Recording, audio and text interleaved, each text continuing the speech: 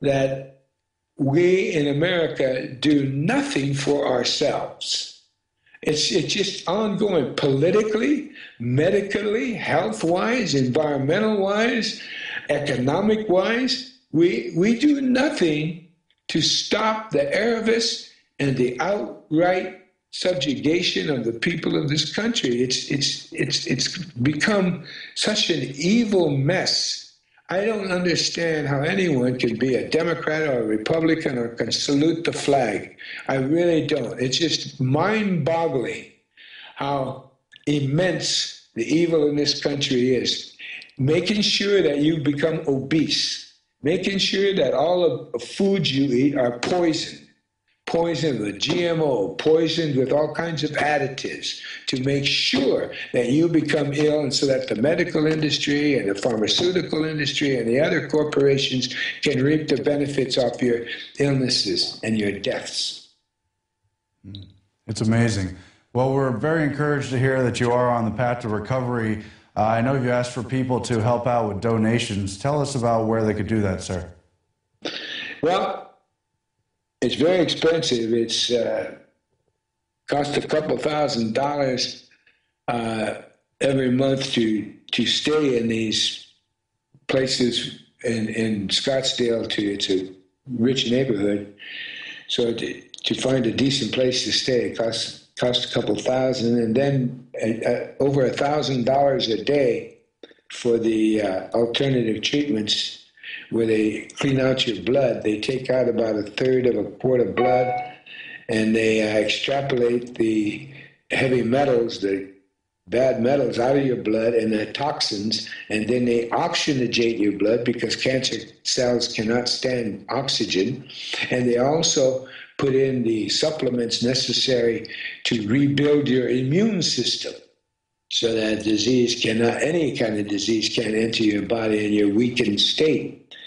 So that's the big cost. My insurance is taking care of probably about 90%, along with Medicare, taking care of about 90% of my tomotherapy.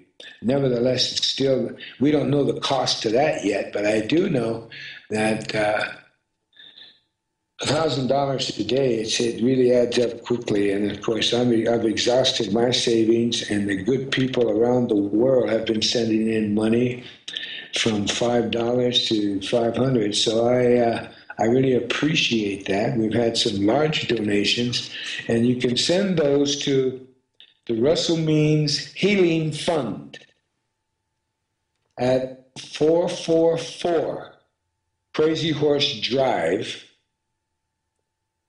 Porcupine, South Dakota. Porcupine,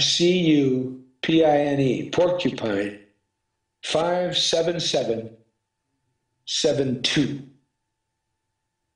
Russell Means Healing Fund. And I know we have that information up on screen as well.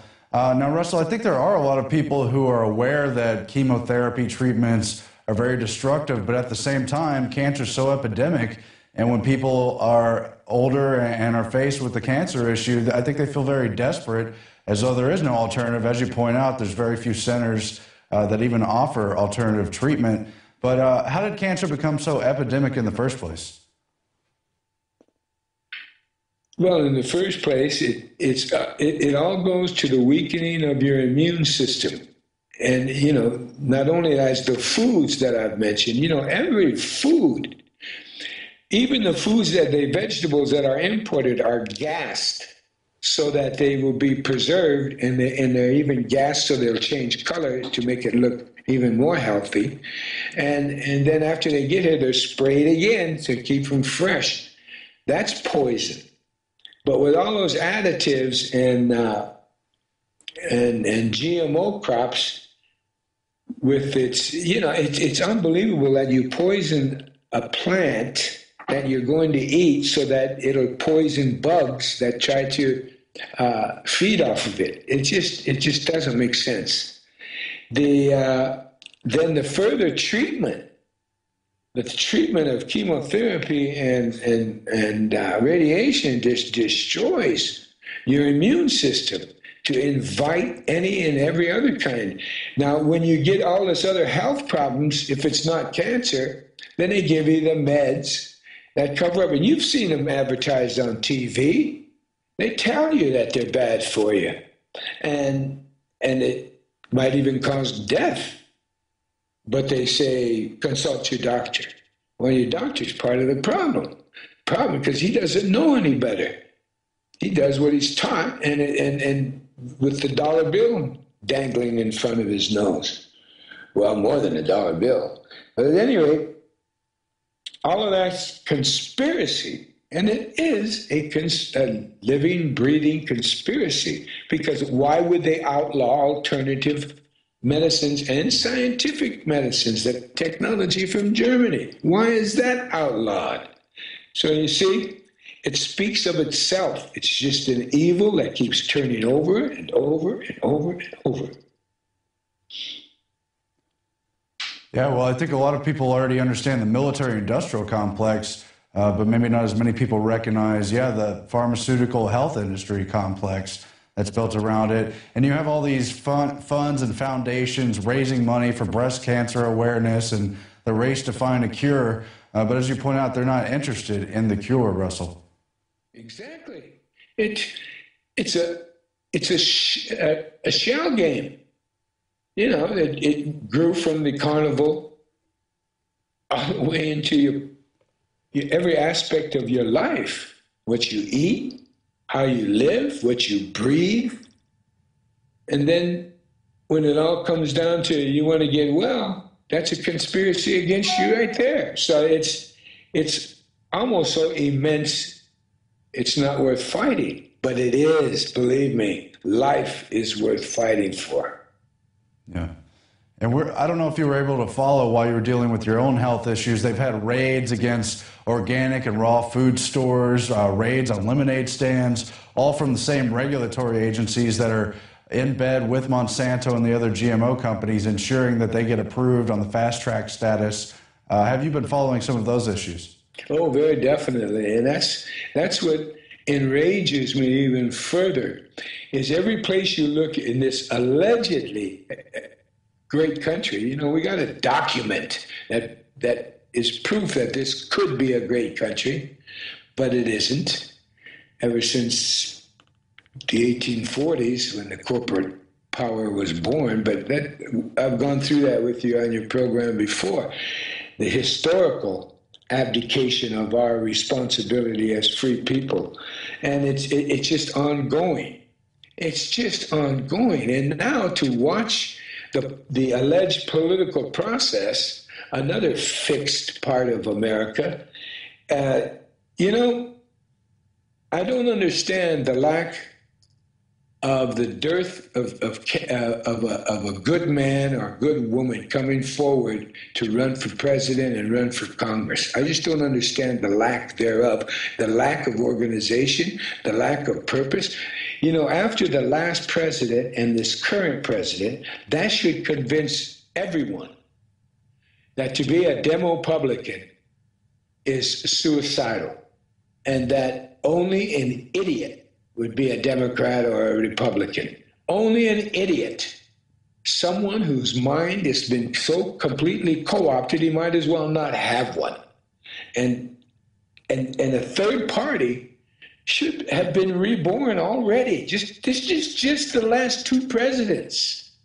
And now we have a president that's assassinating American citizens without any due process. Holy moly, and the guy is allegedly, that Negro in the White House is allegedly a lawyer, a constitutional lawyer. My God. And he's Harvard educated? Give me a break. Yeah, and those parties write the election laws, too. That's another part of the challenge. But you took a lot of heat for calling out Obama early on after he'd been elected and early in his term, just because you saw the advisors and the writing was on the wall. What do you think now, after it's so obvious how bad things have gotten, all the people who attacked you, especially on the left? Well, all I know is that the presidents are interchangeable. They're anointed and appointed. And you don't become president unless you acquiesce to the powers that put you there. And so it doesn't matter who changes or what alleged party, because there's no party difference. The only party differences between a Democrat and a Republican is spending priorities. That's all. Because the same thing goes on. The health industry is going to remain the same. The military-industrial complex is going to remain the same. Look what they've done in the last 10 years to the American people. And the American people are bending over and walking backwards, not doing a damn thing to defend themselves with the most important piece of paper in the history of the patriarchal world, and that's the Constitution of the United States of America. They got the strongest weapon ever created, and yet the American people have abdicated their responsibility. And as I state over and over and over again, freedom is simply you are free to be responsible. And to allow yourself to be murdered by your corporations, allow yourself to be jailed by them, allow yourself to be imprisoned by them, allow yourself to be homeless by them, allow yourself and your children to go off to war for them, it's unconscionable. Excuse me. Yeah, those are true words. Yeah, just take a moment, please. We know your health is still something in recovery.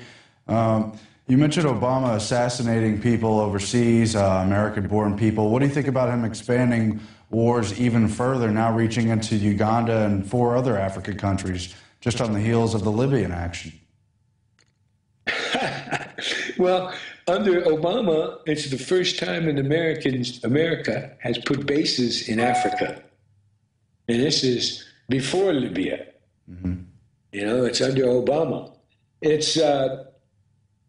the military bases around the world have doubled under Obama. There are over 1,400 now, probably over 1,500 military bases around the world. At the beginning of Bush's term, there was like 371 military bases around the world. So it's just grown exponentially, like a cancer. And that's the only thing that is left in America is the riches, because everything else has been exported. And the only way an empire can, in their final stages, can continue to be an empire is through military means. But just like the Roman Empire, just like every empire before the United States, as recently as the Soviet Union, is that when you reach the point where all you've got left is the military, you eventually go broke. Well, the country's already broke. And we know, you and I know, that no later than February or March of next year, there's going to be a 30% devaluation of the American dollar. So we're even going to become even more destitute as a country, as a population. So it's this country's been emptied out. It's on everyone that has a brain knows this. It is now time for a revolution back to the principles of the Constitution. Otherwise, this country is dead in the water and will become a third world country very, very quickly. Yeah. Well put, sir. Now, of course, we have seen a righteous anger coming out of the Occupy Wall Street crowd, but it hasn't been very constitutionally articulated. What direction do you think that energy will go? Will it be absorbed by the two parties, or is this the beginning of a wider revolt of the American people? Excuse me. Actually, I'm one of the most hopeful, optimistic people, I guess, among them, at any rate, because I'm really hoping that this is just the beginning and of being free again. Because if the American people become free, then my people will be free. And until that happens, my people have always had an uphill struggle that some people have said is schizophrenic. But nevertheless, I do hope that this, because some of the things that the 99 percenters are saying is what the Tea Party originally was saying before it was taken over by the Koch brothers et al.